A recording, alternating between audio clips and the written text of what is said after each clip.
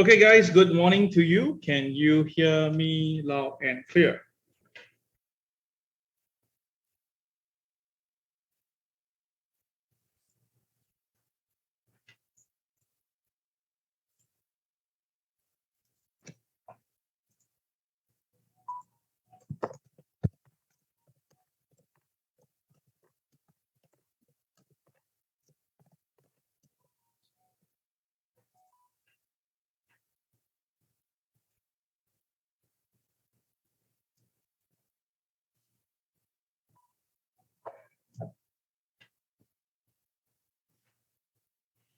All right, morning to you, Daniel, Jason, Kelza, Lionel. Okay, this Louis. All right, morning to you, Daniel, Jason. Okay, morning to you guys. Okay, no technical problem right now. Hold on, yeah.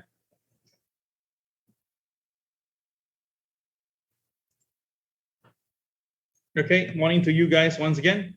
All right, today is a brand new day for the brand new week. All right, let's just start our MAO very, very shortly. But meanwhile, just let you know, today's MAO is we will be covering a lot on Tesla. Okay, we will be covering a lot on Tesla. In fact, whole segment is for Tesla. So if your friends are involved in Tesla, right, then come in. Okay, I think they will like this session. Okay, all right, because I know there's a lot of Tesla fans in the market. And of course, Tesla is one of the big leader of technology company. So if they are not going to do well, then naturally it's all right. Okay, the whole sector might be affected. Okay, same time, same thing. If let's say now, if the Nasdaq is not going to do well, then they also will be affected too, right? Yeah. So get your friends in and watch this together with us. Okay, it's absolutely free. You do not need to pay a single cent for this. Okay. Oh, now let me just get myself. Okay. One more picture. Okay. Okay. All right. Morning to all of you. Hope you have a great week. Last week, weekend rest. Okay. Now this week, I expect the market to be very, very volatile. Okay. I'll explain to you more in detail shortly. So I do suspect that there will be big movement either today or tomorrow. I repeat, I expect movement to happen either today or tomorrow. Okay. I'll explain why is that so very shortly. Just give me a moment. Let me just get my stuff all ready first.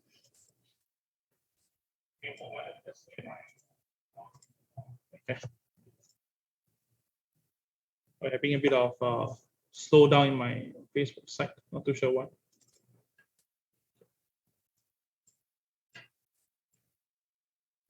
All right, morning to you, Jerry. Okay, never mind. I think I just continue. Something's wrong, but never mind. Okay, let's go.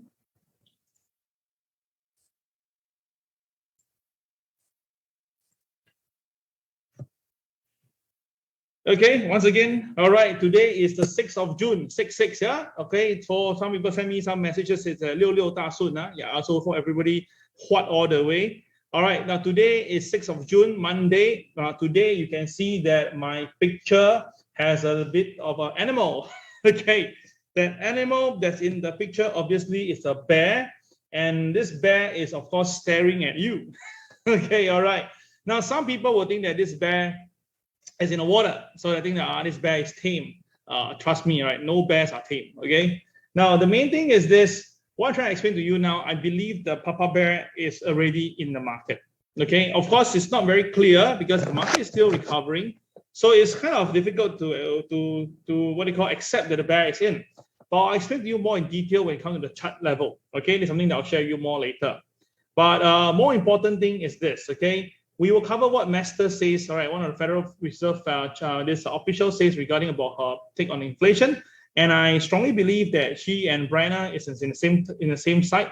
And I believe that the ladies know what is going to happen pretty soon. Okay, then of course we have the crude oil prices continuing to go higher. This is actually very dangerous. And of course, the crazy part is this. Yesterday, last Friday, we have a very strong non-farm payroll. Now, normally a non-farm payroll, if the figure is good, our pot is high, it's good, right? But why did the market react negatively? All right, I'll explain to you more in detail shortly. There's a bit of a twister over there, okay? All right, then of course, the main highlight for today will be Elon Musk. And I really think that Elon Musk is actually right about the US economy. And it's a very interesting thing. He has a little spike with this Biden again. All right, and they tweeted. You can see that how childish both of them are. I'll show you that later also. Okay, let's go. All right, disclaimer apply as usual, my friends. My job is to give you my take of the market. Your job is to do your risk management, okay? You do your own stuff, okay? All right. Now, this is going to be very interesting. This next 10 minutes is going to be very interesting because it's going to be using the Google Analytics to predict or so-called forecast the market. Now, the joke of the day now is this. Last time you talk about cryptocurrency, is that right? Everyone will search for you because they want to buy crypto, want to buy some coins, all right? But ever since Luna, really incredible 99.6% explosion, all right, towards the downside, obviously, all right, things gone really bad, okay? So now become what? Psst, hey, buddy, interested in some crypto? And it's like, like an underground thing yourself. Now, things is getting a little bit bad. And of course, the NFT market also have them a problem. And I really warned you guys about NFT. I mentioned that likely chance NFT will come down a bit, and it's actually happening now. Okay, now this is not the main thing. The draw here for today is this, okay? Now, that is actually a very powerful forward indicator. It's a bit lagging, but it's pretty decent. And you can try to watch it on a regular basis daily. And this indicator can be found on Google. And is it free? It's absolutely free. You do not need to pay a single cent for this. But of course, how much you believe in it, right, is really up to you when you use this indicator. All right. So how many of you would like to have this indicator for free? All right. All right. If you want it, I want you to key the word I want. Okay. All right, key the word I want, and I will see. Okay, if I can see more than 20 of you put the word I want, I will let you show this indicator. This indicator is free. You do not need to download. You just have to, remember where you get it from, and then you just play with it. It's a very, very powerful indicator, and I use it once in a while just to get myself in accordance, okay, with the market. And it is very updated because why? It is what basically Google do. Okay, Google collects all the data. All right, so let me see how many I want. I get 20 of them. Okay, wow, so many. Okay, good enough. Okay, thank you very much. Okay, so now I'm going to share with you this free forward indicator. This indicator, okay, is this. Okay, example, right? Recently, we all know in Singapore, we have this chicken issue, right? Whereby because of the Malaysia ban, so that we do not have this chicken coming to Singapore. All right, agree? Okay, fine. So now the thing is this. When people start to search on Google, because Google now is the most powerful Google search engine, right? Basically, I think Google take about 75% or the 80%, if I'm not wrong. I'm not too sure the numbers, but I think it should be down there. All right. So whenever you key anything and you search, right, Google actually keep a tab on your search. You got my point? Okay. So we know it's called the Google Analytics. So what happened is this. All you need to do is go to Google Trends. Go to Google Trends. And then after that, right, you just have to go to that particular thing and look at this. This shows a very powerful thing. Now you can search which country you prefer. Okay, which country you prefer. Okay, for example, I search for Singapore and I put the word chicken. So you can see now, right? Wow, so many people in Singapore is searching for chicken. You got my point? All right, so many people for chicken last week, right? On the 22nd of May, sorry. Until then, a lot of people start to search for the word chicken. But recently, right, the number get lesser. Can you see that with the dotted line? Because lesser people now is interested because why chicken is still abundant in Singapore. Okay, got the idea now? Okay. So once you got the idea itself, right? Right. The last time when this happened was back in 2020 when we also had the same thing because there was some this pandemic and then chicken was running out from Malaysia. Remember that? Yeah. So that was another round where people were searching for the word chicken. Okay. So now why do I want to bring this in? Because as I told you, it's a free indicator and you can try it on your own. Go to Google Trends and go and play around with it. It's very easy. It's free. You do not pay a single cent for this. Okay. Now, what I did was a very simple thing. I noticed that I keyed the word cryptocurrency and I put it worldwide and I put it for last 12 months. That means that I want it to be like last 12 months data. I want to be worldwide. And the word that I use is cryptocurrency. Okay, got the idea? Okay. So what happened is this, you can see it's been very flat all the way down, right? Recently, in short, no one is actually looking at this cryptocurrency. So okay, all right. So, but then there was a very strong upsurge here itself. On the October 31st, to November the 6th. Okay, October 31st to November 6th. Okay, so if you can recall, what price was Bitcoin at when it was October 31st to November 6th in 2021? Do you have an idea now? Do you know what was the price range of BTC during that period of time? If anyone remember, key the number now. All right, of course you can you can cheat by checking your charts right now. Okay, I give you a chance over here.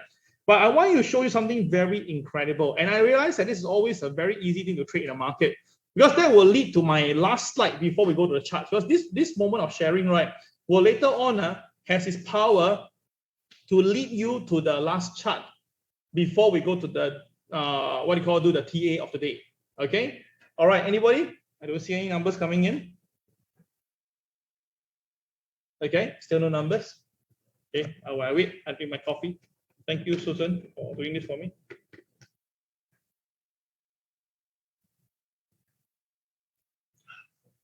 Nice coffee. Okay, Jerry is the only one that replied. 60,000. Okay, everybody. Now let's take a look itself. Remember, October 31st to November 6, 2021. Okay, and you can see the number is 100. And that means what is like, very high rating of people searching for this. 100 is a maximum, yeah. Okay, everybody take a look. Look at it. October 31st to 6th of November. Yes, indeed, the crypto Bitcoin itself was trading at about 60 to 68,000. You see, understand the point? So the time itself, right, that means a lot of people, aka retailer, was doing Google search, looking about cryptocurrency, whether can buy or not, when to buy more, and blah, blah, blah, blah, blah. So that was a fact. That was where people goes in and look at it. And if you look at it from that perspective, okay, if let's say now, if everybody looking at something, what will happen next? That means people start to buy, right? That's very natural. So when that happens, if you do a simple trend line drawing like this, so once the market breaks, you know that you just have to short the market. You got my point. So straight away after that, wow, look at the BTC. It just collapsed right from 60,000 all the way down to 35,000. Simple, easy, pretty consistent, right? Okay, so you got an idea now? Okay, good idea now? Okay, good idea, huh? Okay, so now the thing is this. Let's look again. All right, so what I did was that I expanded further and I look at the low down. I look at the point where no one liked to talk about cryptocurrency. The one of the lowest point was at 6. But the cryptocurrency, the search for it itself is almost non-existent. Okay, and it was November the 1st to November the 7th. Year 2020. Now I repeat, this cryptocurrency, this Google Trends, just go Google, okay, and just put Google Trends, you can see immediately and just play around with it, okay? All right, very simple, yeah? So 1st of November to 7th November 2020, guess what happened, okay? Totally no one is interested in cryptocurrency, totally no one. And of course, that was where the Bitcoin was at 13,000 then, when no one is interested. And then from there itself, oh my God, look at it. It blasts all the way up to 64,000. So it was at 13,000 here, 13,000 here. Oh my God. And here is like 68,000, 64,000. Oh gosh. Can you see my point? You see that? Though this is basically using the power of people's reaction in the market. So when people actually goes into one side of the town, you actually will love to go to the other side. When people leave from this side of the town, it's time to go back to this place. You got my point? I'll give you a very, very good example. I don't mean any offense here, but it's a very good example, so I need to share this with you, so don't get offended, yeah? Remember a couple of years ago, okay, a particular country was, there's terrorism. And a particular island itself, I put it island or country, island, yeah, was, unfortunately bombed and there was some casualty, right? So this was a very favorite place for people, for holiday goers. But because of that, what happened? Okay, no one goes there anymore. No one goes there anymore, right? And if you were to go there and enjoy, you will have a good time, because why? Things were cheap and things was fantastic. The place was still the same, but it was just because it happened to have the aftermath of the unfortunate incident. So you got my point, all right? So the thing is this: after many years later, then everybody say, "Oh, let's forget about it. Let's all go there now." Now the whole place is back again with people, and the cost increases. You got my point?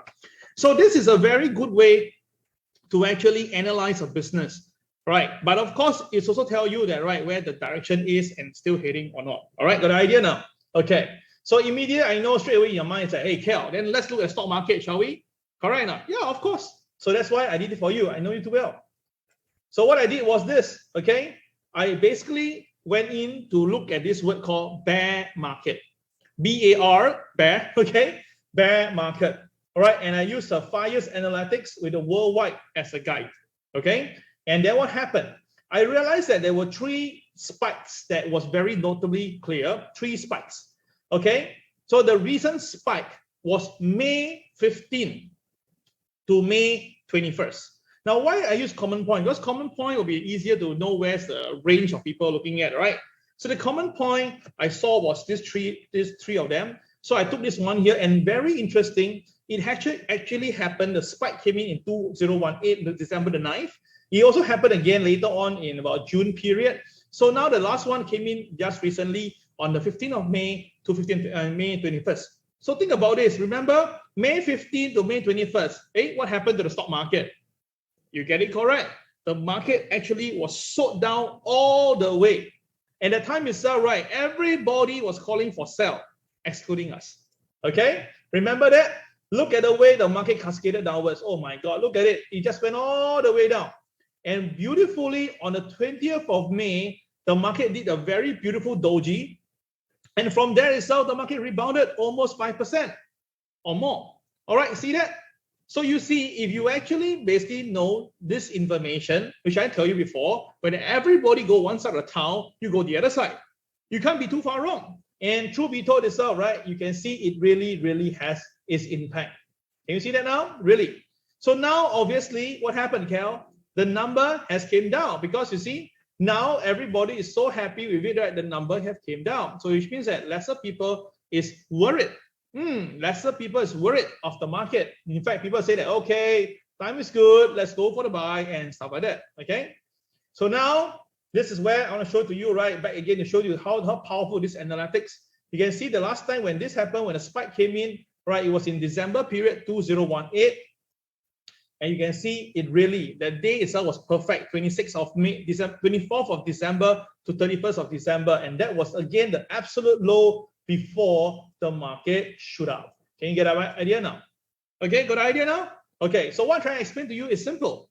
Right, now if you want to chase the market, okay, I think it's a little bit too late. A little bit too late. In fact, it's all right. It's not a very good time to chase after the market. If you look at the analytics here.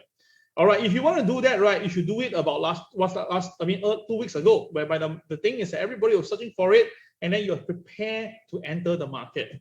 All right, so find it cool. Do you find it cool yourself? You find it cool, right? Key the word cool, okay? C-O-L, or you can do what I prefer is K-O-L. Okay, up to you, right? If you find this indicator, forward indicator, is pretty cool because you can actually utilize it to trade in the market. Right, just give you a pretext of this and let them know everybody is doing whatever, right? If very cool, keep it cool right now. Okay, so you understand why am I also looking at to make my crazy app something similar? Because that is where the power is. When you have data on your hand itself, right, it's how you use the data that will either lose the battle or win the war, all right? So a lot of stuff like this is pretty cool, all right? So of course you can do it daily. It's updated, it is actually updating daily in a way. Just like it's not that, updated to the time, but roughly you get an idea, okay? So that's why, but very important, you must find the common points and then you'll make some sense to it, okay? Okay, got an idea? Can you use it on other things? Yeah, of course, you can use it on ice cream, you can look it on anything. Even you can put that on this Kylie Minogue, or you can put it on Justin Bieber, it's the same thing, okay? It works very nicely, okay? All right, got an idea now? Okay, pretty cool, yeah? Okay, so why do I bring it in? Because now we realize that, okay, now we have removed ourselves from the very extreme fear. We have moved away now to only fear level. And definitely itself, right, we are again very near to it. Now, last Friday, I already warned you that the indicator was at 27, remember? And that is where you saw what happened, right? Friday itself, the US market pullback. So again, all these patterns really helps you if you actually know how to use them. Okay, and that's the reason why on Friday we shorten the market and we make some money off it. Okay, pretty simple, pretty all right, right? Okay, give me a minute. Let me just do something here.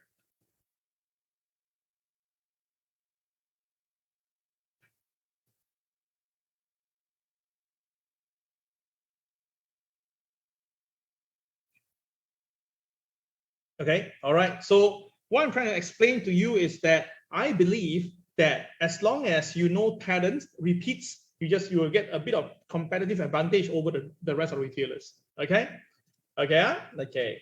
Oops, sorry. All right, so let's just go through some of the US economic data calendar for this week. Now, this week is a pretty low week until Friday. While low week means not much data. Now, Monday, Tuesday, not much heavy data, but on Wednesday, we have the inventories, which are expected to be slightly lesser because they're looking at the previous number was 5 million. Now they expect the lower still be 1 million down. Now, the jobless claim, they're looking at a higher number, which I suspect that it will be higher. And of course, the key will be the consumer price index. And this number itself, right, will be the key point, the pivotal point.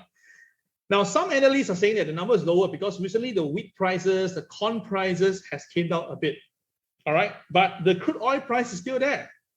Brent oil, natural gas, crude oil, per se, all are higher. So I leave it there for you to decide, right? But my bet is the number should be higher. It shouldn't be lower. If it's lower, it's all right. Okay, then that means I'm wrong. Okay, all right. The thing is this, last week we had the non-farm payroll result, right? And the thing is that the total number came in was 390,000.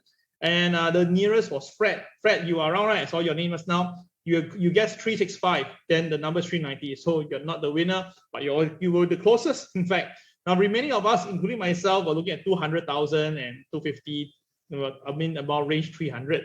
So I'll talk about this non-farm payroll shortly, okay? But the thing is this is where everybody must understand, yeah? Now, you can see that the consumer price index, right, is steadily going up over the course of the last 6-7 months. Okay, now, of course, the market has been watching at 0.6, all right? If anything goes beyond 0.6, this will kill the market one more time. So the boys are looking at a lower number now. Okay, a lower number now, but I cannot see how it can be lower. And let's say they really manipulate the price to make it lower. My question to them is that, how about next month then? You see, by kicking the can down the alley, right, it's just going to lie to yourself. It's just going to be a matter of time. The numbers will come back to you and haunt you. That's what I always believe in that. So I will leave it there, but we will have more take on this by Friday because we will look at the US crude oil to let us have a good idea what the boys might be looking at. Okay, so this one, take note. Now, for the US stock market, it was pretty clear from the very beginning of the day, it really gapped down. And after that, right, it's basically sluggish all the way down to the closing. Now, in between, there was some interim rebound, but after that, a while, immediately it came down, creating a double top actually. So this actually shows that the market is more towards selling than buying. This is very clear. So there's something that I want to warn you on this. You can take down this if you want to, if you believe in it. Usually, if the Dow Jones or the US market is in the buying mode, right, you will notice one interesting phenomenon is that, right, in the Asia timing, the stock market, the futures will be going down. Then after that, in the US market, it will go up. That is if the market is buying upwards.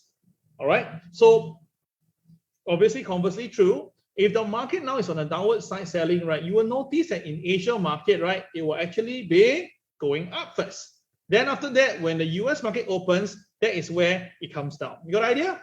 Now, it works in a very pendulum field because you know why? You think about this, okay? Let me just show you the idea, okay? Give me an example. Let's say the market is going downtrend, okay? Going downtrend, yeah? So what happened is that in the Asia market, they'll bring the price up first. Then, of course, in the US cash market open, they bring it down. You got an idea? All right? Then after that, right, these boys will purposely in the Asia market next day push it up again. And then after that, they bring it down. You got an idea now?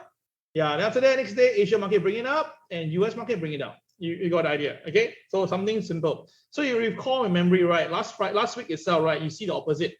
The Asia market came off first in the morning. But towards the US cash market opens, right? Wow, they bring it up all the way. Okay, you remember that? Yeah, it's have been repeating for Monday to Thursday last week. So now the question is this: what we saw is this, that we all saw that in Asia timing, the market already was being pumped up to a high. Then interestingly, in the US market, it actually closed near the low. So I suspect that, right, if today is going to repeat, right, I'm not half surprised now to see the futures now trading higher. I'm not half surprised at all. So the thing is, I will want to watch tonight how the US market closed. If the market does that itself, right, then you should know what am I trying to imply to you regarding about this week. No, it's not 100% thing. It's just a pattern. And if you like pattern, then this is what I'm trying to say. It's a pattern that repeats on a regular basis. Nothing is 100%. If there's something called 100%, you guys will be trading. I won't be here telling you to, right? Let's just be clear and fair at this. All right. So if you like this is all right, do me a favor, give me all the likes, love, care button. Yeah, let me have some live into here. So it's not easy talking to straight in the camera, but this time I got two guys. I got one Daniel and I got Susan right in front of me today. Okay, all right. So it's not easy. Yeah, I can really feel how a DJ feel actually. Okay, all right. So continue. Yeah. So the Dow Jones fell 300 points. Nasdaq dropped 2% as the major index notched the weekly losses again. Oh gosh.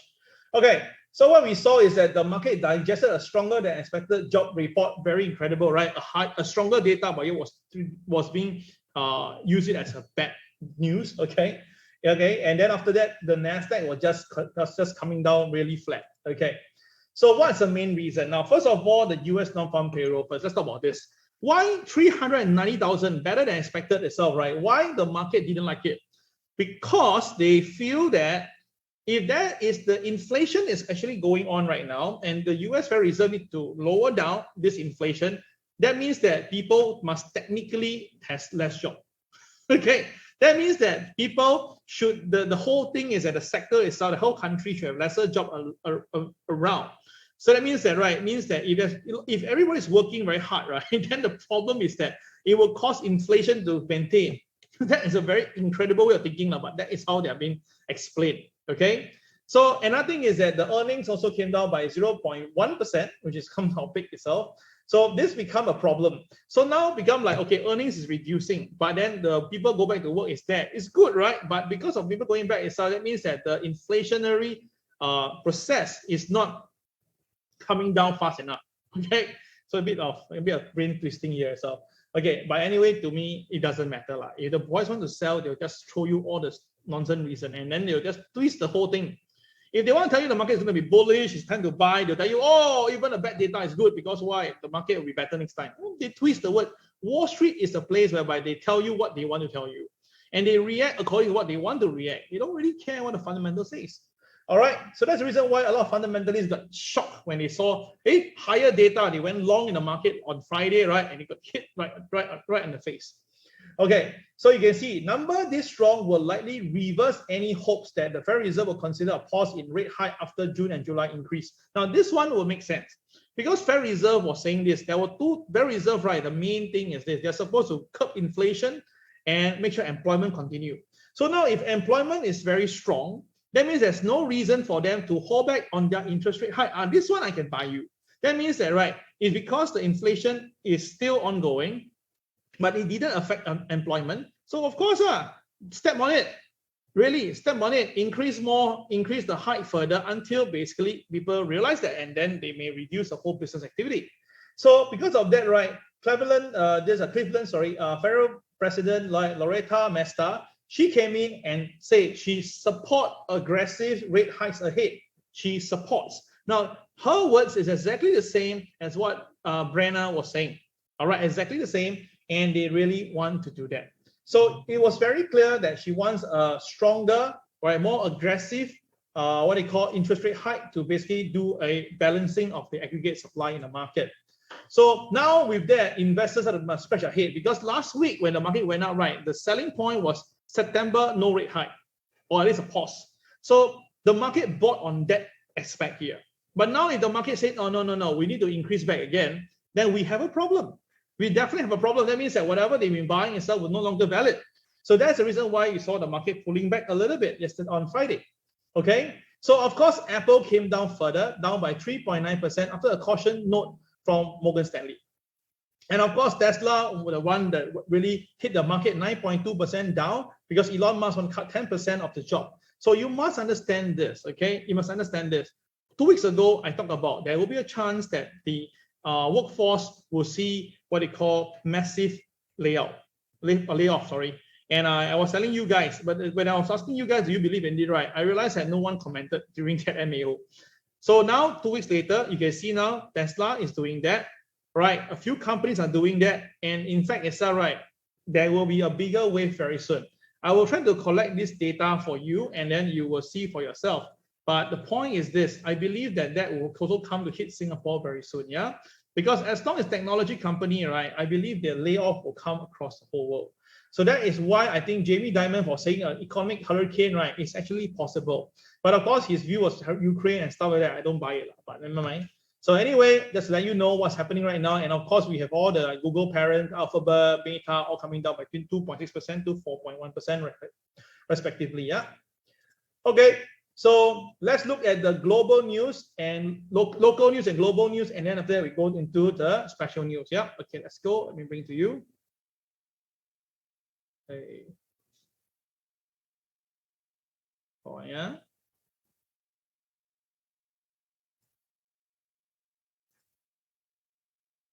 Oops. Wrong one. Sorry. Wait.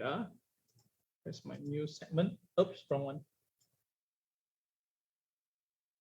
Here we go. Okay. All right. Elon Musk said going to hire in the next 12 months. Yeah. Correct. Next 12 months. Yeah, we'll wait for you to do that. Yeah. Okay. So first of all, let's start look at the fear and greed index first, just to let you understand the situation here right now. Okay. So now we are at 27. Okay. Now the market momentum itself, right, is still very far away from the so-called average of 4,400. Okay. So this is where the two camps comes in. The bull camp will say that we have upside to go to at least 4,400 before we hit resistance. So the bull says that it's time to buy. This is what the bulls are saying. Okay. Now the bears are saying that, okay, 4,400 is where the average is, and now the market is at 4,100, right? So that means it's 300 points away. So that means that at this point right now, if the market cannot go back up, right, the market will likely go down by another 300 points. So 4,100 minus 300, you get yourself 3,800. You see, a very interesting between a bull and bear. The bull say 4,4. Okay, the bull say 4,4. The bear say 3,8. Okay, so I'm gonna ask you guys now, what do you think? All right, what do you think, guys? Do you think that we're going to go to 4,400 or 3,800? Give me your take right now. Please key your answer. Yes, Wilson, just answer you as well, right? Yes, he said he will get in. I think the point is this. He has two factories now in Germany and China. The Germany one is all right. It's slowing down because of the current situation in Germany. In China, one's totally not moving because why of the zero COVID policy in China. So that's the reason why for him, right, we were expecting him to get more workers because of these two factories. But you must understand that now one factory is not moving much, the other factory is totally not moving, right? Then, of course, as a company boss, he has to do what he has to do because the chance of having, it's really come to the point that for China, it's very difficult to have this, really to conduct this zero COVID policy. Although that Shanghai has reopened, but the thing is still going. Even our very own Ong Yi Kang is right, is actually saying that, right, we will have COVID again, and it's COVID, you know, like 3.0, the BA virus. So again, I want to leave it there. If Singapore couldn't get it right, I mean, I put it this way, like, with the market opening now, everybody, China is just spare our time again. All right, so what do you think, guys? Would it be 4,400 or 3,800? Okay, so I can see Jerry and Alex, both of you are looking at 3,800. Now I got 91 of you here as well. Remaining of you guys are all driving. Okay, all right, I'll leave it there. Maybe you have you can't give yourself a view on this. Never mind. Continue on this. Okay, then what happened? Now you must see that this is stock price strength. Okay, basically most of the counters now are really off from the 52 weeks high. Okay, and that's the reason why they felt that the market is still on the way going down. Now the market breadth is terrible. Okay, the market breadth basically made of thousands of stocks, and then they look at the basically buy sell. And it's very, very clear this is really at the rock bottom level, yeah, very low level. Now, of course, again, people say, Kel, if it's so low itself, right, would it be a matter of time the market will rebound? I totally agree with your statement here, but there's a problem is if the pessimism is so strong, it may actually create a what do you call a standstill. And then if everybody don't move anymore, right? I mean, everybody say, okay, you know what, I'm not going to buy anymore because I got no money now or lesser money now and inflation coming in. So if everybody decided not to buy stocks, right, then we have a problem. Okay, we have a problem. And of course, the put call index was interesting. Now, last week itself, the put call ratio hit as high as about this level, about I think hit 1, I think around there, 0.95. And that was where the market actually rebounded. So when everybody was buying put, the market rebounded. See, that's how the Wall Street works. So now the put call has came back down to 0.8, and 0.8 itself is the average level that the last 3 weeks, last 3 months, where it usually shows that people get a little bit relaxed a bit, then the market actually goes down. So take note of that. This is very important information. The market volatility is all right, has rolled down a little bit. Yeah, lesser craziness, okay, but it's still at a high level. And of course, the safe haven demands of this bond market has recovered a little bit, and the junk bond demand has also reduced a little bit. So in short, it's all right. It seems like everybody say, okay, everything's good, no need to worry, let's relax a little bit. So because of all that is all right, we can now see what's happening with Tesla. So Tesla share lost 9% because Elon Musk want to cut down the workforce. You can see that, okay? So of course, there's a many reasons for that. There's no actual reason given, but you just want to reduce and cost. But we all know that, right? Very important thing is this part here itself, whereby Shanghai is where the factory was located, remember? And definitely with the lockdown recently, it really hampered the vehicle production. This is outright, no need to see. All right, so now we are talking about really crippling the entire chance of having a profitability in it, okay? So that is one thing to take note of. Then, but the real thing is that now Elon Musk out of nowhere is all right, talk about him feeling super bad about the US economy. Now the question is this, is he saying this just to rub Joe Biden? Because Joe Biden recently, you know, in a way, okay, in like a better word is all right, giving a lot of nonsense, okay? All right, so he came out. So the question is really, does he really think it's a super bad feeling, or he knows something that we doesn't know? Now, of course, let's put it into retrospect here. He is the richest man on earth right now, and he still is. So I'm pretty sure around him, where there's all the smartest Alex in the world supporting him, or at least, you know, helping him around. And Elon Musk's IQ is more than, I think, more than 150, I remember. All right, so he's not a dumb person. He definitely knows what is right, what is wrong, and what is all this about. So the thing is, if he has sold his shares at a high, and now he's saying he have a super bad feeling in this, what do you think will likely happen? This is the reason why I'll tell you this. We all know that, right? Bill Gates shorted on him, right? Okay. And if let's say Bill Gates was right on Tesla, which we are seeing right now, and now Elon Musk is telling you that he also feels bad about this economy, then what will happen in the very near term? Undeniable is all right. We will have the selling of a lifetime, if you want to see that from my perspective here. So that's why I found that this is actually a very, what do you call, slap in the face message here, because that means that, right, things will get pretty ugly and he might be affected too. So what is actually for solidifying this is all right is this Federal Reserve official master. She says that inflation hasn't peaked yet, hasn't, yeah, the word is hasn't, yeah, and multiple half-point rate hike are needed. Now this is coming from a Fed official, and a Fed official is telling you right in the face on CNBC, telling you that, right, the inflation hasn't peaked yet. And yet the Wall Street is telling you, oh, peak already. Okay, so how? Who do we want to believe? This lady, a Fed official, or should we listen to Wall Street? That's a very interesting thing here itself. Michael, yes, indeed, there's a lot of negative news ongoing on until the point of ridiculous. Yeah. So that's the reason why I want you to consider this. Okay. Now, Russia with Ukraine is still ongoing. Wow, my God. It has hit 100-day already. Who say we'll finish in 2 weeks' time? Okay. All right, now 100-day and it's still moving on. The only good thing is that now Russia has allowed the wheat export to reopen. That's why you can see some of the commodity prices for food side reduce a little bit. That's a good part, yeah. But the question is, we haven't come to the end yet. It's still ongoing right now. So this is again another thing to take note of. Okay. Then of course we have this one. I told you about the job creation already. I'll skip this. Now what is crazy is Turkey. Oh my goodness. Look at the inflation in Turkey. Oh my God, this is ridiculous. My goodness, 73%. My goodness, that means that your bread itself is $1. Now it's $1.73. And it's not only that, it's not like, you know, like a couple 10 years. It's year on year. That means that Turkey inflation for the month of May rose by an eye-watering 73.5% year on year. Oh my goodness. So 1 year ago, your this example, you know, this thing cost $10. Now it's going at $17. Oh my goodness. All right. So what will happen? It will just only get worse, right? Because no one will be able to afford this. So you can see now everybody is going to get hit. And of course, if they cannot export, oh my goodness, everything will just come in. So this is just only the starting point only. That's my point. It's just only the starting point. So I'm gonna bring you something here itself. Just give me a minute. I'm gonna bring you something here that wait up. Just give me a moment. I want to bring you extra stuff here.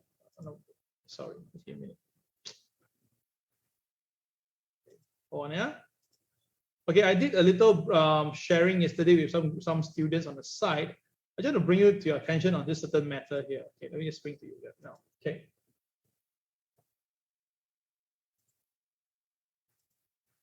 Okay. Now we know that recently we have the Davos summit, right? Which has basically all the people going in. Okay, you can see on the screen right now. Okay, so what happened is this: during this thing here, this is the World Economic Forum. Now the total attendance audience itself is more than 2,500 leaders from politics, business, civil society, media, and blah blah blah blah. Okay, a lot, right? But the thing is this: I want to let you know something very important. Yeah, the point is this. This time round, right, the people that is there are really incredible people like Xi Jinping, all right, okay, people like this, the minister, Mandi. Then we have the, what they call Europe Union, all right, and definitely we have Janet Yellen. Now, these people are not there, I'm quite sure not talk about carbon emission, which is one of the key topics about weather change, you know, all these things, but I believe the main thing they're talking about is actually inflation. So of course, they haven't released the minutes yet in a way, but basically they talk about this internally and it's pretty clear. Because now everywhere is right, all the inflation numbers are going at a very ridiculous level. And of course, a lot of these analysts are saying that, right, we may have stagflation coming in, or we may even see a global recession. Okay, so now from just 2020, we have a global recession, then another one, that's going to be the nearest back-to-back recession ever in the human lifetime, yeah? But what I want to tell you is this is the reverse repo operation. Now, reverse repo operation is something that we've seen before, but basically it subsided, all right, last in 2021. Then after that, in 21 itself, right, it went crazy. Now, this number itself has went to $2 trillion already. Now, this number itself, right, is not just a number. This number itself is actually a daily number. Yes, daily reverse repo operation. So what I'm trying to say is this.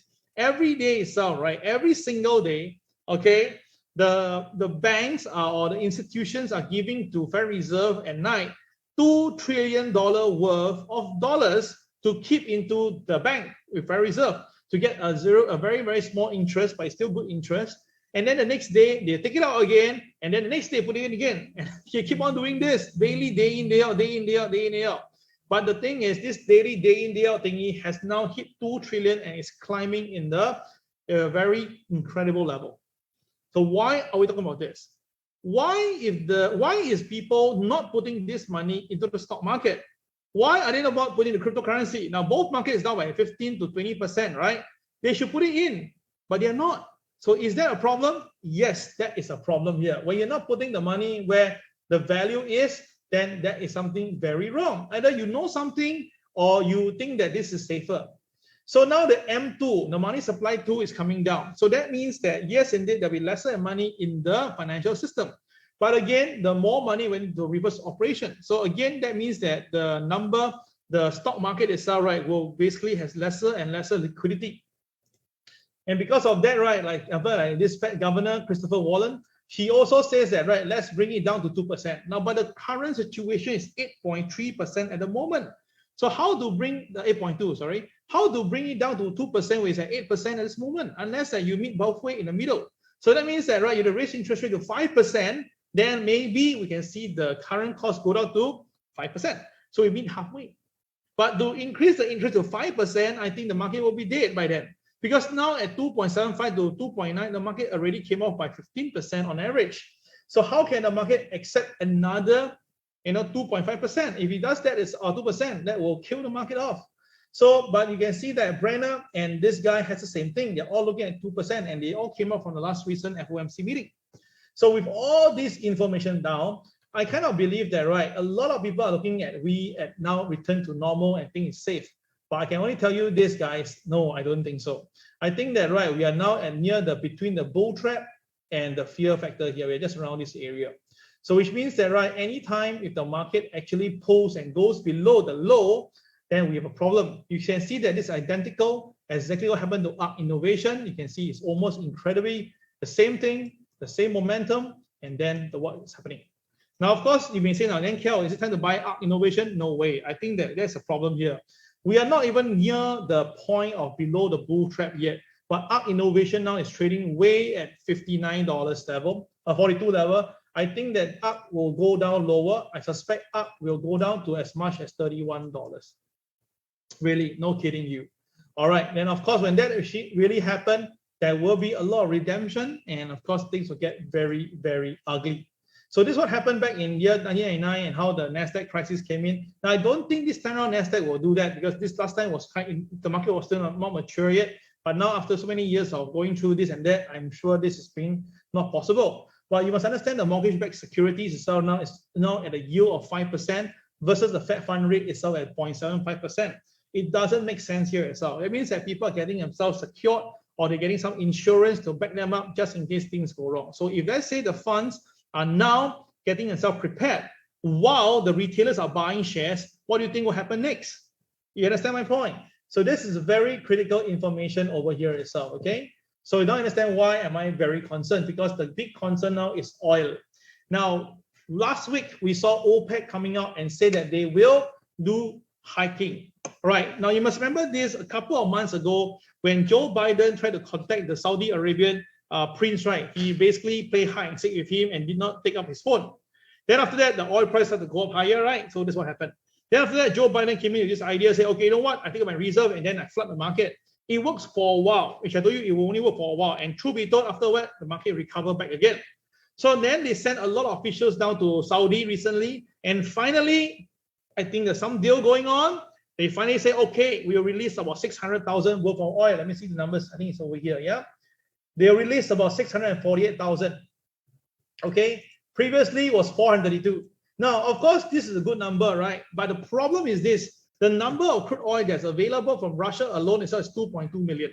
So if this, Joe Biden is 1 million, and now this OPEC is 648,000, that means it's still around 500 to 600,000 of barrel of oil that's needed per day that's not available. You got my point? So because of that, right, even though it was good, but the market realized that it's not enough, straight away, the Brent crude shoot up again and went up all the way to 119 to 120 level. So all this is telling you that it's not going to work. Okay, it's not going to work. And of course, right now, with all the movement in Russia and global market, right, there is a potential that some of them are looking at a higher number. So some people are even speculating 150, 200, 300 level. Now, to me, it's all right. I don't know about 150, 200, but I will tell you that my personal take is this. I feel that, right, we should able to blast 121 in the near term, and we should see much higher about 140 level, right, or basically 145 level. Now, 150 is all right. I believe it's just going to be a matter of time. Really, it's a matter of time. I'll come to that later on when I do the what do you call alternate market news. Yeah. Okay. So that's the reason why now many people now are turning again. Now earlier was bull. Now they say that maybe the bear market is going to fall soon. They also think that, right, basically it's just only a bear market bounce. Now all this information for my student, you can go to the market TWB news channel to get your data. If you don't have it, it's all right, contact Susan to let you take a look. So basically now they're telling you that the market is just okay. There's still room to go down further. And of course, some of the fund managers like Daniel said that we're still in a bear market. So all these are the information that you can get online. So hopefully you guys can read on your own. Now, of course, I don't want you to be that affected. Yeah. Okay. So now the thing is this, I want to go into the alternate market news where I have already collected some information on you because of Elon Musk. Are you ready for that? Okay. All right. So of course I changed the picture. Okay. Now it's always being asked the same question over and over again. Kel, is it better to be a bear trader or bull trader? Now let me remind you guys. Dow Jones opened in 1896. 1896, 1896, that's many years ago, all right? Easily 130 years ago. So you must understand 120 plus years, 120 plus years, okay? My point is this. The market original first number was 56. Today is 30 over 1,000. Do you think that the market favor bull or favor bear? Without a doubt itself, you must always remember this. 70% of any period the bulls will always be there. Only about 20% period, the bear will be there. And 10% is basically sideways. Okay, got a point now? So if you're asking me now, right, to fight the bull, you will notice that it's quite difficult because the bulls are always there, because people are more inclined towards the buy side. But once the time comes, when the boys think that it's time to go, the bear will storm on the stage and take the thunder of the bulls. Okay, so that is where now I want to share with you what this thing happened between Elon Musk and Joe Biden. Okay, kind of crazy though, but this is what's happening right now. Yeah, just give me a moment. Let me just do some PowerPoint arrangement. Okay, so first of all, Elon Musk is considering a hiring freeze and job cut up to 10%. Okay, because he have a very bad feeling of the market. Okay, right, I'll come to that point later on. Yeah, don't worry, I'll give you why he is feeling not so good with the market. I prepared this for you. And because of that itself, right, he is basically, right, this is a formal email that he sent out to all the Tesla employees, okay, regarding about this. Okay, all right, so this is what's happening right now. So of course, look at his face here itself, right? What do you think? You know, we sometimes, if we go to some pubs itself, right, we do see some guys' face really need to be beaten up. Now, I'm not advocating violence here itself, but some people really have the face or at the moment. Okay, so this is Elon Musk. Well, I'm just joking, right? So what happened is this: Elon Musk recently have a spike again with Joe Biden on 3rd of June, which is a couple of days ago.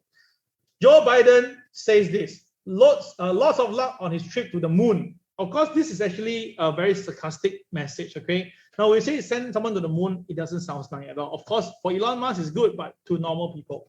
So Biden shrugs off Elon Musk's economic fear after Elon Musk said that he feels pretty not so nice with the economy. So Biden came in with saying this is all right, swiping him and say that, you know what, lots of luck, right? And you know what this our dear friend do immediately? Rather than being subtle or just apologize, this guy coming with this. Thanks, President. And he showed him the rocket that basically landed perfectly on the moon. All right. Okay, things like that. So okay, so again, this is where it is. They're just really doing that. So now, definitely, Elon is not going to give face to Biden. I mean, this is very clear. He already tell you, really, right? He's not going to support the current party. He already tell you that the economy is not doing well. It's all rubbing him, and of course, coming from the world richest man now, people will take notice of what he says. And of course, Biden now is having one of the worst rating as president. It doesn't gel well. So I don't know. I really don't know what Elon's trying to do. If you're trying to prove the world that he is good, then he must understand he's going to sacrifice a lot of people at the same time. Because whatever he do now, if something happen in between and create some problem for him, he will get hit very badly. All right, that's my view. So now he went online and tweeted this. Okay, he said this: if history is any guide, not many will make it past the next recession. And then straight away, someone asked him, when do you think the next recession will be, right? Okay. And he said this immediately as a reply. Predicting macroeconomic is challenging, to say the least. My gut feel is that maybe around spring or summer 2022, but not later than 2023. So when is spring and summer, guys? When is that? Please tell me now, when is spring or summer of 2022? What do you think, when will that be? Now, I have never really went to a country, except for China, that have a 4 season, so I can't be very sure when it's basically spring or summer in US. So do me a favor, guys, when is that? Spring or summer 2022? When will that period be? Please key your answer right now. I'll get some more coffee for myself.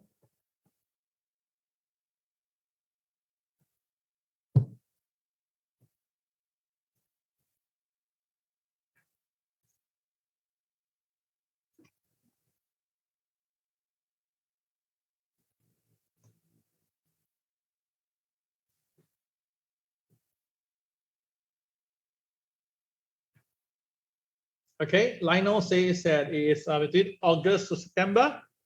Okay. So if that is the case, which I think is correct. All right. So what do you think? So do we need to really wait for this August, September to sell? Then because the recession in your face, then you sell? No, right? You will do it before that. If you know that August, September will have a recession or going to be a terrible time, what do you do right now? Definitely you will sell ahead of it. And then after that, the people at the back will say that, oh no, then those people at the back will say, oh dear, there's a recession coming in, then they will sell at the last part. And that was whereby everybody will go to on Google and then key the word bear market. What should I do in the bear market? I got a point. And that will be the low again. See that? That's the reason why I share with you how to use the Google Analytics to do this. So pretty simple, right? Now Deanna, let's continue. Thank you, Lionel. All right. So because of that, right? Someone asked, how long do you think this recession will last, Elon? You call it, just curious, this one last year. Okay. So what happened is that, right? Someone on May 27 asked Elon.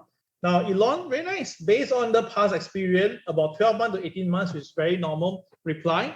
Okay. And then companies are inherently negative cash flow, meaning value destroyer, need to DLE or die. I don't really see that. So they can stop consuming resources. Yes, correct. This Kong Kyong, okay, indeed, trade the charts, not the news. Everything is reflected on the charts. Indeed, I totally agree with you. That's the reason why I say follow the charts, okay? Don't think, just follow. Okay, anyway, this is what he says as a reply. And of course, there's one more thing. It's all right. You can see that the hiring remains strong the last few months, despite Federal Reserve is trying to press down, but the hirings keep on going higher.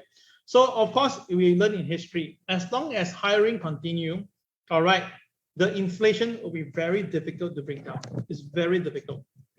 So the only way I can see this is going to rob away the wealth of people. Only when you rob away the wealth of people, then people will just cool themselves down. You understand my point? It's just like your example. If let's say a guy is very heated up and want to smash another guy, you stop that guy, right? You get hit themselves, right? So what the best thing to do? All right, remove any weapons from him, or take the cold water and splash at him straight away. Okay, that will just cool him off a bit. Okay, hopefully don't turn around and beat you up. Okay, all right. So this is where he replied. Okay, yes, this is actually a good thing. There will be a chance of some bankruptcy happening, and those things, stay-at-home thing itself. So I think that the word bankruptcy will really have to come in. So when all this thing comes in, and there's the really employment really start to come down a little bit, right? Then things will get better. Okay. Anyway, this is from Elon Musk's side. Okay, he's sharing you. Now I want to share with you how I want to tell you about the market next few days and weeks. Now this is the S&P put and call options. Yeah, I was stunned. Okay, when I saw this. Okay. Now, we remember this a couple of weeks ago, we talked about this, and the put and call was pretty heavy, right? And of course, the market generally go down. But last week, the number on put and call was so heavy at 1.5 to 1.8 to 2, I say something is wrong. And truth be told, the market rebounded. Got an idea now? Because if everybody is so negative, then of course the opposite will be positive, right? So today, when I saw the latest number on a put and call, I'm so shocked. Wow, 0.73 all the way to 0.72 from 3rd of June all the way to 22nd of June. Oh my God. Wow. That means that everybody is very positive. Everybody is very, very, very positive. You can see now that there are more calls over more than puts. Can you see that? All the calls are more than puts. So which means that we're talking about the market should be going up this week. The market should be going up this week. What do you think? Okay, so that's the reason why I say it's alternate market news data and data. I want you to go and think about it. Okay, I'm not going to tell you what it is because I think that from my sharing, you have probably get it. But if you don't, it's fine. So I'm trying to tell you that this is something very interesting, really very interesting, because I know that in between these few days got FOMC meeting, and yet the numbers have switched around. Very interesting. Okay, so this is the one before we go to the chart form itself. Take a look. Now this is the seasonal pattern of crude oil since 1991 to 2009. Now I did try to get the latest data, but I think you pay for it. So I haven't paid for it, so I can give you the latest one. This is the one that's available in the public view. Okay, everybody take a look. I find it very alarmingly crazy. Now remember, This is 209. That means that from 1991 to 2009, that means that it was not updated after that already. Not updated, yeah? But this is what happening in 2022, okay? Right here itself. See, everybody follow me, yeah? It shows that, right, usually by February, there will be a sell down, right? Which incredibly, we didn't have sell down in February, but we have a sell down around December period, okay? Now, the scary part is that now we have the rally that came in, which is exactly what happened, all right? The thing is this, look carefully now at this particular chart point here in June. It shows that usually in June period, there will be a bit of pullback, which we just saw recently. Yes, we just saw the pullback in June. Then after that itself, right, it says that after that, we will see an incredible spike. Oh my God, there will be an incredible spike. Now, we all know that, right, June, July is whereby the driving season starts again. Usually the demand for it will be very heavy. And I realized this is all right. This chart ended in 2009, right? Remember? But crude oil also back then as well in 08, 09 also did the same thing. So basically now, when I see this chart and see the seasonal pattern, right, I'm pretty confident to tell you that once the market break 121 on the spot market for crude oil, I'm pretty confident that we will see 147. All right, 147 will be the level I'm looking at. For first support, the first resistance is 130, but 147, I think without a doubt, the market will take it out. So now you understand why a lot of these boys are saying 150, 160, 180. This is very simple. It is an upside trend right now. And usually upside trend, the high previously will be taken off. So think about this. If crude oil prices really move higher, all right, if crude oil prices really move higher, what will happen to the whole market again? Now, three things will happen. Number one, my favorite counter, Occidental Petroleum, will go higher. This one definitely for sure. Then, of course, what will happen is that a lot of logistic company will get hit because the cost will increase. So inflation is still going to hit up higher. Then, of course, if inflation is continuing, it's all right. Then whatever that is now trying to do to curb inflation become redundant. Okay, you got my point. So that is whereby I want to tell you this. I think that this week is all right. Just focus on the crude oil. If crude oil prices keep on going higher, it's without a doubt, it's all right. I cannot see how on earth can inflation price be coming down.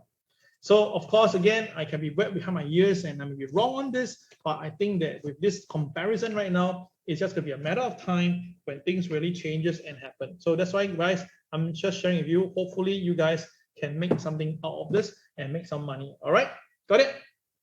Okay, all right. So that is what I have for you for today in terms of all the news, data, alternate market news and data. All right. So let's go to the charts right now and let's go. Okay, the bull goes moo, the bear goes grrr, and the flamingo is different this time. Oh, sorry, I think I got something here. My thing didn't turn on. Oh, gosh, few minutes. Yeah. Okay, while waiting for my my AIMS platform to be switched on, I think accidentally I off it earlier. All right, let me also just say this while we're waiting for that. The question is, people have been asking, Kel, if let's say the crude oil prices go up, wouldn't that support like company like Chevron, OXY, you know, BP, Shell? Yes, all these companies will benefit, that one for sure. And they has a bit of weightage on the Dow Jones. That's why you see when Chevron, BP, Shell, all these things go up, right? The indices like Singapore, the US indices and the Euro indices are okay, holding up. But you should say this is only the oil energy industry, but other companies, they are not, they need oil or they need this energy, then of course things will get pretty bad for them. So it's a very like, you know, yeah, it'll be a good thing, but it'll turn bad later on. So that's why I want you to be very cautious to the wind regarding of this. Okay, all right. So now let's just look again now on the charts. First of all, let's look at China market first. Now, China market this morning, wow, it was such a crazy movement. China market this morning initially went down first very badly. Okay, it went down very badly. Wow, came down all the way. But after that, it found base at 13,380 level and then recover all the way to where we are now. So that actually shows that the China market itself is recovering. So of course, with Shanghai now back on the streets and stuff like that, we do expect China to do well. All right, and of course, you can see this fund that coming in to buy itself definitely shows that it's not just only local that are buying in. So of course, if China can recover from here, US market may recover, right? But if this buying is in-house, then of course, right, this things doesn't gonna change anything with the US side.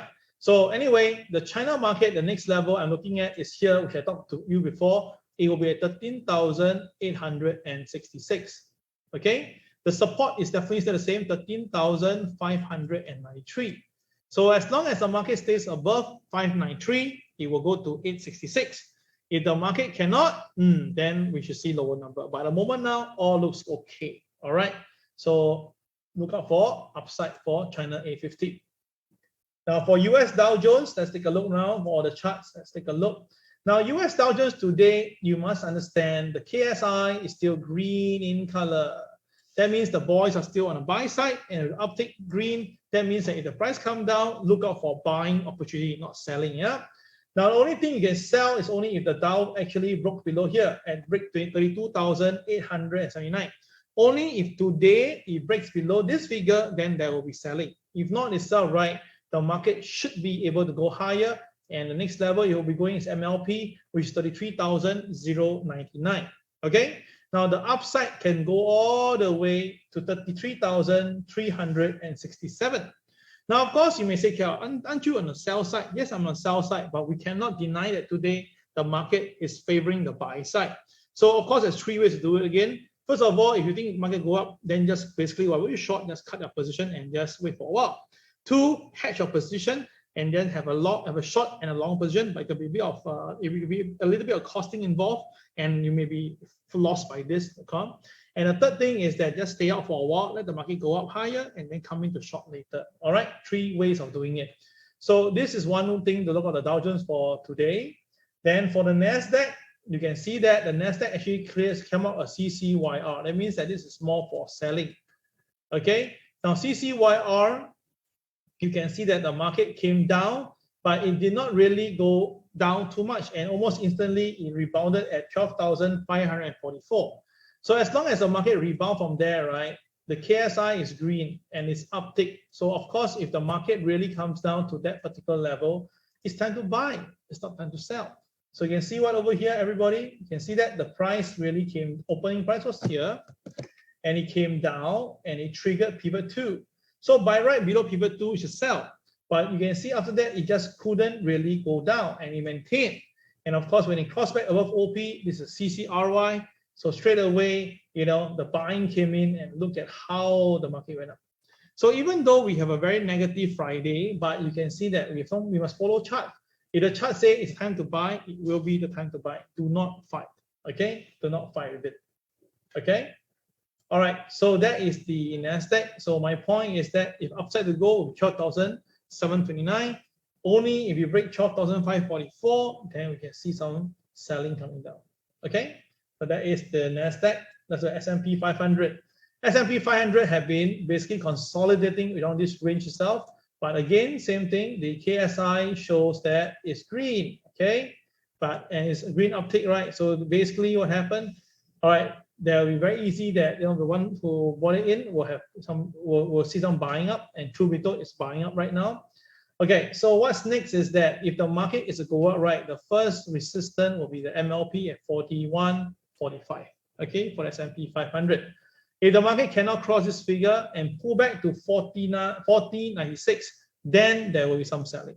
Okay, only when that market break 40.96, then there will be some selling. If not itself, you cannot really do anything right now. Okay, clear on this? Okay, all right. Okay, so that is the S&P 500. Next one is the Hang Seng, as we just saw. So Hang Seng went down ferociously, and then now it recovered all the way, and now it's above pivot 1, which means that the market is into the buy side right now. So how high can the market can go, right? The next number, PMB, I mean, given, doesn't ignore. The next number is this one here, 21,452, which is very near to the day high of the day. Okay, that was another suspicious thing that to have taken up. Okay, so with all this information right now, this is where things happen. Okay, and next one will be Nikkei. Now Nikkei today went shoot up even higher. I told you Nikkei will go higher because of the stronger dollar. So Nikkei went all all the way up. So pivot to pivot trading. Let's take a look. Yeah, you can see that.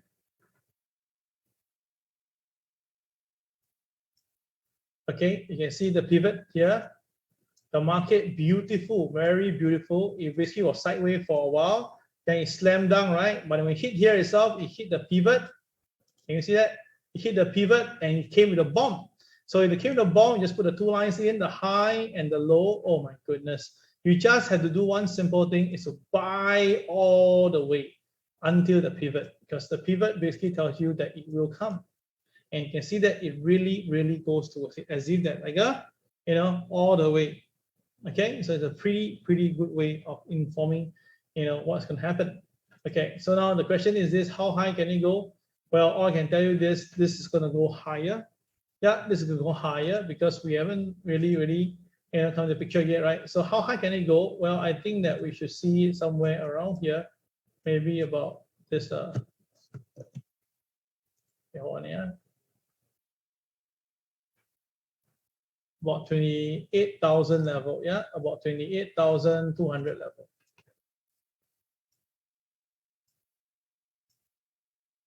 Okay, all right, that's for the Nikkei. Okay, DAX. Now for DAX, right, it's consolidating, but I think later this afternoon there will be some profit taking first. So this profit taking may bring it down all the way to the MA 30 level. So watch out for this. MA 30 is about 1450 for now. It may update later. So watch out for this number for the MA 30. Okay, and okay, that's done. Oil, I told you my oil prediction, but oil now is coming off, right? KSI is green. Everything is good, but there's some selling. I'm not suspecting that maybe Biden and France trying to push the price down, not too sure. But still, my view is that it will go all the way up to 124. Okay, 124 is a BMB level. Okay, all right, so that is the thing for here. Okay, then after that, look at gold price right now. Now, gold price today has rebounded. Interesting. Now, why would the gold price rebound? Well, let's look at the dollar to see the reason. The dollar.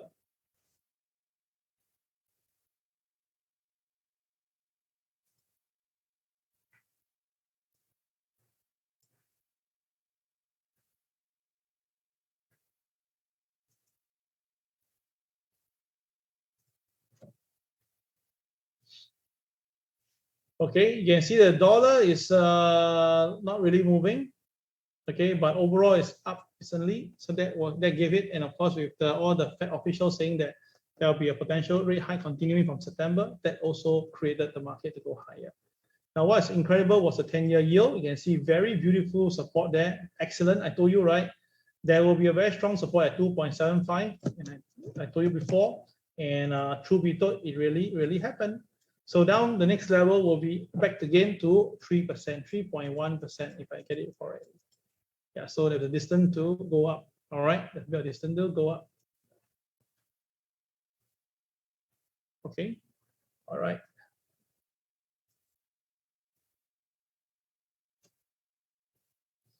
Okay, so now the thing is this: if the dollar is still going up, but the gold is also going up, then how high will it go? Now today is actually trading below the pivot too. So the OP for today itself is critical, 1849. 1849. Now very easy. If the market stays below 1849, confirm sell. Sell under where? Easily maybe here. All right, they'll give you about $18 movement down. All right, but thing is this: if the market starts to go higher, of course, whatever reason it's doing it, then there will be a few resistance to go. The first was MLP at 1859, where we are right now, and the next level will be MA 200 at 1866. Now, that means that the three numbers are all very near to one another. So usually this thing, right, will have a big movement either down or up. Okay, all right. So upside is 1866, downside is 1848. Okay, so these two numbers, please take it down.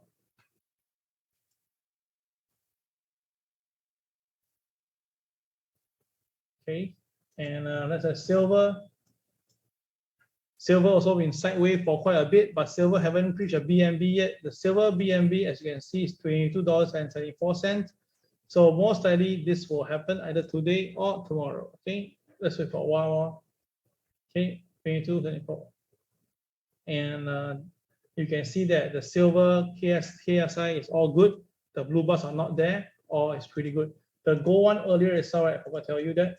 The gold one also had the same thing. The KSI is actually green, but the blue bars are not there. So it's quite bullish, right? Yeah. So we follow the chart as long as the market says buy, we do it. And the gold chart didn't bring in. Yeah. Okay. Okay. All right. Last two will be the Bitcoin and Ethereum. But before you go itself, there's something I'll share with you. Something extra. Just don't go first. After the Ethereum and Bitcoin, I got one more chart to show to you. Then you can go. Okay. All right. That's the most powerful chart to take note. Yeah. Okay. Now this is the Bitcoin. Now Bitcoin is trading higher right now to 31,000. So that basically probably saved the day because Bitcoin cannot come down. All right, so I expected to go down to 27,000, but I'm wrong. It went up instead. Okay, fine, no problem. So what's happening is that the KSI is red and the blue bars are retreating. So maybe that pushes the market a bit higher. So now the target will be 32,000 because that is the BMB level. 32,138 is where it's supposed to be. So if they want to push up the Bitcoin up, which is happening right now, that will motivate the market higher. But this time, I say it's not going to be like a simple move because if it doesn't, then of course you can see there's a very interesting phenomenon. The MLP, the MA is actually together. So hopefully it doesn't come down below 29,000 because if it does, I can very sure it will come down to the BNB level and that's 27,826. Okay. So watch out for Bitcoin. It's now trading higher. If it goes up, will be 31,000. All right, 32,000. Sorry, 32,138. Okay. All right. So watch out for that. And obviously, if Bitcoin is moving up, Ethereum will be moving up together. And you can see that now Ethereum has went up. Okay, wait. Let me just toggle this to make it clean. Okay, so you can see now the market is trying to form a base right here, and the KSI, the what do you call the KCX also rebounding a little bit, so that's pushing up a bit. So if you're gonna go up yourself, right, 1970 will be the target for Ethereum, 1970. But there's a strong resistance at the MA at 1889. So if we cross 1889, then we can see 1970. Okay. All right. So watch out for that. Okay. Okay, so I've covered most of it. Now let's look at the final chart before you go, and this is where it gets very, very disturbing. Okay, now why I say disturbing because right, this chart itself right will give me two views. Okay, and of all the TWB students, we will get this. You can understand this, yeah. Okay, so this is my TWB system 5.8. This is only available for PTP student. So PTP is something we call professional trading program. It's the last segment of the PTP, the TWB system, okay, from basic to premier to PTP. Now this one is right. This particular system will have trend line automatically drawn for you, have very powerful thing called KFC given to you, Omega given to you, and of course the long short V's. Okay, a lot of stuff here. But I want to bring attention now to one very important thing. Okay, is that we have a very interesting indicator called KRW. Now, KRW is a very interesting way that I measure my KTR movement. Yeah, my KTR movement, meaning my internal day-to-day movement. So you can see a very interesting phenomenon is that whenever the market is going up, okay, it's quite easy that the boys are involved, right? So the boys are involved, so they will basically have the KSI also going up at times. But you notice that recently the KRW is not moving in the same direction. Okay, so now why I want to bring you this idea is because in the past it happened before. Everybody take a look. Okay, it doesn't predict the turning point to the point of exact turning point, but I realize a phenomenon is that whenever the KSI and the KRW from green to red for KSI comes together with KRW red, the selling will be very heavy. Can you understand my point now? Okay, so now KSI is green. Okay, but you can see already my KRW turning red. That's why the market has came down, right?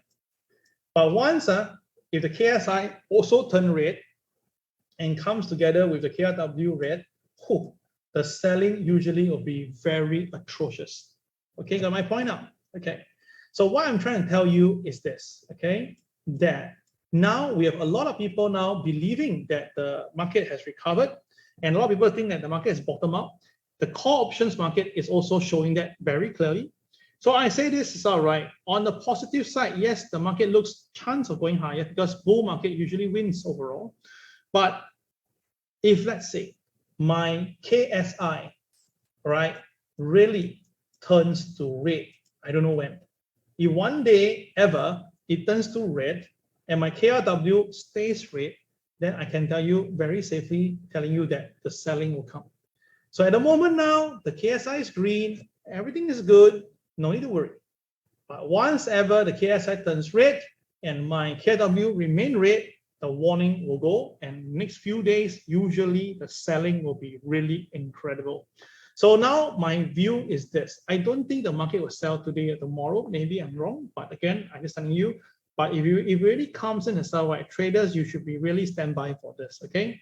So you must understand, in a bull market, when things is good, right, you don't do layoffs. But when market is bad, then you do layoffs. So now who is laying off people? You can see a lot of companies are doing layoff right now. So it's very clear that the market is trying to avoid the word bear or whatever. Because why? The NASDAQ is already down below the 20% mark for the longest of time already. Okay, the NASDAQ is already below the 20% mark for the longest of time. But the market still refuses to talk about the bear territory of the NASDAQ. The S&P 500 now is fidgeting between the 85% mark itself, and hopefully it stays there, because if it doesn't stay above 85, the next level is back to 80. Now, the one that's pretty resilient is the Dow Jones, which is here right now. The Dow Jones itself, right, is staying at a 90th percent level. So which means that if there's going to be any chance of the market really coming down, the market must break below this channel, and it's somewhere around here. I'll give you a number right now. The number will be somewhere for today. It will be around 32,700. Okay, 32,700. Okay, now where are we? 33,000. So still quite far away, about 300 points. So only if today the market loses this 32,700, then maybe we can see going back to the channel. And this channel itself, right, actually will tell me that the next drop will be all the way to somewhere around here. So that's the reason why I'm looking at 29,563. But let's just be comfortable with here first. 31,411 will be a good level. Okay. Now, Fred, yes, if the KRW actually turns to green, then that will be a very strong buy already. Yeah. Yes. If the KRW actually turns to green, it will be a very strong buy. And I'll inform you guys if that actually happens. Okay. All right. So once again, this something is that I want to share with you guys because it happened before. Let's just show it to you one more time over here. Now, of course, no indicator is 100%, but I just want to show you something that I really want to understand. KRW was created only recently, about a year plus ago. So I want to bring you back to this point here. Take a look. Can you see it now? Back then itself, right, when the market have this, you notice that? That was the time whereby the pandemic about to happen. Then we have the KFC already. Incredible, the KFC already tell us that the resistance is already there, okay? Then after that, right, you have the KSI was green still, but the KRW turning, the KRW was already turning downwards. Can you see that? Okay. Then what later happened was that the market actually created the KSI red combined with the KRW red, and that's where the humongous sell-off came in. Okay. All right. And of course, you look carefully, this is whereby there was a point it turns from blue a little bit, but KSI remained red. And then when it turned back to red here again, the sell-off was even crazier. Okay, got an idea now. So of course, if they combine together, if it's green and blue together, wow, boom, thumb cherry. So you see, it's a very incredible indicator. Now, this indicator itself is only made available for PTP students, and I really want you guys, for those who are going to join PTP in July, this is where you should have it. All right, we're going to let you use it early. Yes, is it? I'm going to let you use it early. Yes, I'll tell you more in details later on in the premier segment here. All right, guys, that will be all for today. I hope you enjoyed today's session. I really want you to make money, and may you strike gold this week and beyond. All right, this is Cal signing off. We'll see you on Wednesday for the next MAO. Okay, guys, bye-bye.